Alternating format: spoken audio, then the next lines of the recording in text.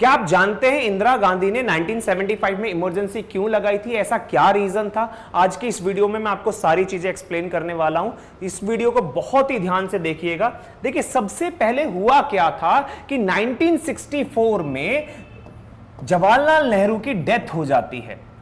जो जवाहरलाल नेहरू थे, देश के पहले प्रधानमंत्री, उनकी डेथ हो जाती है। उसकी डेथ के बाद यह डिसाइड किया जाता है कि अब नेक्स्ट प्रधानमंत्री किसको बनाया जाए।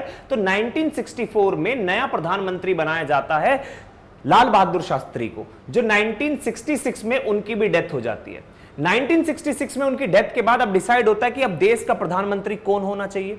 उसके बाद डिसाइड किया गया कि अब कांग्रेस के अंदर अगर आप देखें तो सबसे जो ओल्डेस्ट है वो मोरारजी देसाई है। लेकिन मोरारजी देसाई को जो एक इन्फ्लुएंशियल ग्रुप था कांग्रेस का, जिसको हम सिंडिकेट कहते हैं, वो नहीं चाहता था कि वो प्रधानमंत्री बने। वो चाहते थे कि इंदिरा गांधी प्रधानमंत्री बने, लेकिन उसकी जगह पर इस तरीके से वो ओपनली सपोर्ट नहीं कर सकते थे। इसलिए 1966 में उन्होंने कांग्रेस के अंदर वोटिंग कराई कि हम वोट के थ्रू डिसाइड करेंगे कि मोरारजी देसाई प्रधानमंत्री बनेंगे या इंदिरा गांधी प्रधानमंत्री बनेगी। लेकिन सिंडिकेट जो इन्फ्लुएंशियल ग्रुप था एक कांग्रेस के अंदर, उसके सपोर्ट के बेस पर इंदिरा गांधी देश की प्रधानमंत्री बन गई। जब इंदिरा गांधी देश की प्रधानमंत्री बनी और नेक्स्ट इलेक्शन होने थे, जिसको हम कहते हैं fourth general election, general assembly election, ये जो इलेक्शन है ये आपके 1967 में हुए। 1967 में कांग्रेस फिर से जीती और इंदिरा गांधी फिर से प्रधानमंत्री बनी। जो सिंडिकेट ग्रुप था वो ये चाहता था कि जो इंदिरा गांधी है वो प्रधानमंत्री इसलिए बने ताकि उसको इंदिरा गांधी को वो ग्रुप कंट्रोल करे, जो भी वो कहेंगे इंदिरा गांधी सिर्फ और सिर्फ वही करेगी। लेकिन ऐसा नहीं हुआ। Indira Gandhi was more socialist than Jawaharlal Nehru. Indira Gandhi ने अपनी खुद की पॉलिसीज इंप्लीमेंट करनी स्टार्ट करी, जिसको हम कहते हैं 10 पॉइंट प्रोग्राम। ये जो 10 पॉइंट प्रोग्राम इंदिरा गांधी लेके आई थी, इससे बहुत सारे सोसाइटी के, खासकर बहुत सारे कैपिटलिस्ट जो राजा महाराजा थे, वो बिल्कुल खुश नहीं थे, जिसकी वजह से सिंडिकेट और इंदिरा गांधी के बीच में एक लड़ाई होनी स्टार्ट हो गई। इस लड़ाई का कारण जो आप देखेंगे वो सबसे बड़ा था कि इंदिरा गांधी हर एक डिसीजन पे सिंडिकेट की बात नहीं मान रही थी। और ये आपको सबसे मेन देखने को मिलेगा जब 1969 में देश के प्रेसिडेंशियल इलेक्शन होते हैं। देश के तीसरे प्रेसिडेंट डॉक्टर जाकिर हुसैन की डेथ हो जाती है। उसके बाद डिसाइड किया जाता है कि कौन देश का प्रधानमंत्री बनेगा, राष्ट्रपति बनेगा। जब राष्ट्रपति की बात आती है तो यहां पर इंदिरा गांधी कहती है कि वीवी गिरी को हम देश का राष्ट्रपति बनाएंगे। लेकिन यहां पर कांग्रेस, जो कि सिंडिकेट मेन ग्रुप था, वो ये कहता है कि नहीं, नीलम संजीव रेड्डी जो होंगे वो देश के अगले राष्ट्रपति होंगे। लेकिन इंदिरा गांधी के सपोर्ट से वीवी गिरी जीत जाते हैं 1969 में और देश के चौथे राष्ट्रपति बन जाते हैं। जब ये राष्ट्रपति बनते हैं, राष्ट्रपति बनते ही यहां पर आपको देखने को मिलेगा कि कांग्रेस के बीच में एक स्प्लिट नजर आ जाता है। एक इंदिरा गांधी का ग्रुप होता है, एक सिंडिकेट का ग्रुप होता है। और जो कांग्रेस होती है वो इंदिरा गांधी को पार्टी से निकाल देती है। और जैसे ही वो पार्टी से निकाल देते हैं, यहां पर क्या होगा, यहां पर आपको देखने को मिलेगा कि 1970 में इंदिरा गांधी फिर से इलेक्शन कराने की बात करती है।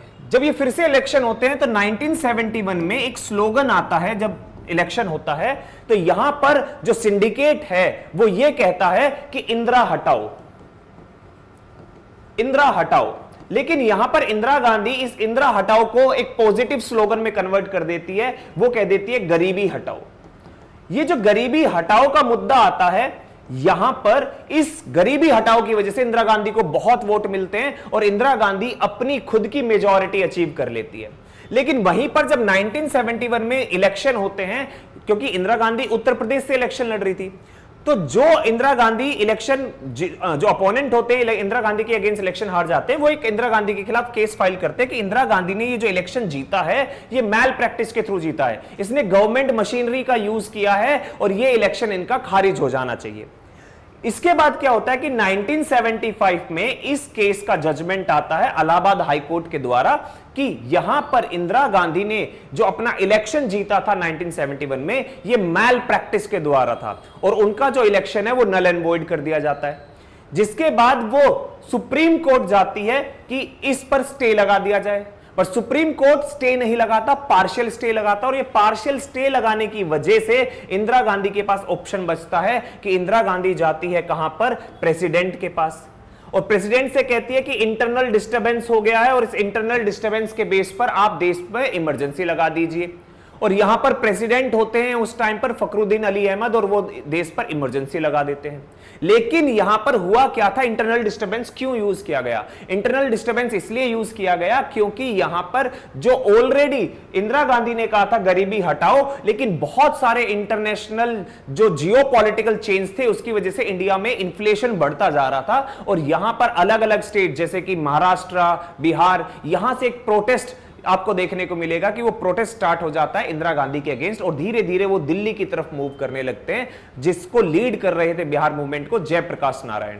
और इसी का मिसयूज करते हुए कि देश के अंदर काफी ज्यादा इंटरनल डिस्टर्बेंस है और इंदिरा गांधी इमरजेंसी लगा देती है।